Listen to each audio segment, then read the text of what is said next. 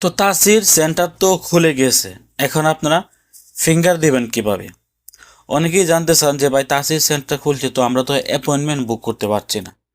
বা আপনারা আপনাদের ট্রাভেলসের সাথে যোগাযোগ করেছেন, অনেকেই দেখলাম কমেন্ট করেছেন যে ভাই আমি তো আমার এজেন্সির সাথে যোগাযোগ করেছি, তারা বলছে এখনও নাকি খোলেনি। তারা নিজেরাও জানে যে এখন খুলছে, কিন্তু তারা আপনাদের কাছে স্বীকার করছে না। কারণ এতদিন বন্ধ থাকার পর ইতিমধ্যে যেহেতু তাসির সেন্টারটি খুলছে, এই মুহূর্তে কিন্তু তাসির সেন্টারের মধ্যে অ্যাপয়েন্টমেন্টের জন্য প্রচুর ভিড় থাকবে। এর জন্য তারা স্বীকার করছে না যে তাসির সেন্টারটি খুলে দিয়েছে। আবার অনেকে বলেছেন যে আমি তো মোবাইলের মধ্যে অ্যাপয়েন্টমেন্ট নিতে পারছি না।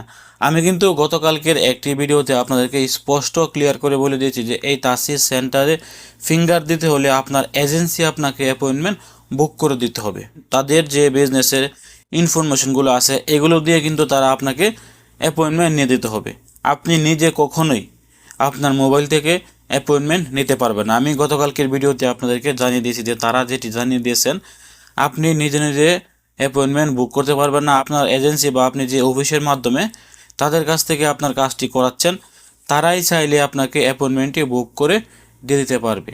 তারা অ্যাপয়েন্টমেন্ট বুক করে আপনাকে তারিখ দিয়ে দেবে, আপনি শুধু সেই তারিখ অনুযায়ী ওইখানে গিয়ে ফিঙ্গার দিয়ে দিবেন। এমনটাই কিন্তু তাদের বিজ্ঞপ্তিতে স্পষ্টভাবে বলা আছে।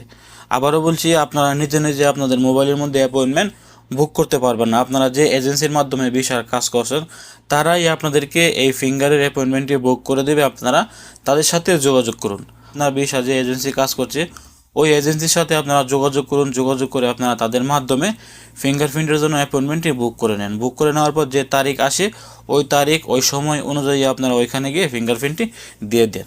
প্রিয় দর্শক, এই ছিল আজকে গুরুত্বপূর্ণ একটি আপডেট তথ্য। সৌদি আরব সহকারে তাসিস সেন্টার এবং সৌদি এম্বাসির আরও বিশেষ যে আপডেটগুলো আছে, এই আপডেটগুলো পেতে অবশ্যই দূরপ্রবাসী ইউটিউব চ্যানেলটি সাবস্ক্রাইব করে পাশে থাকা বেল আইকনটি অন করে দিবেন। ভালো থাকুন, সুস্থ থাকুন, দূরপ্রবাসের সঙ্গে থাকুন। আসসালামু আলাইকুম।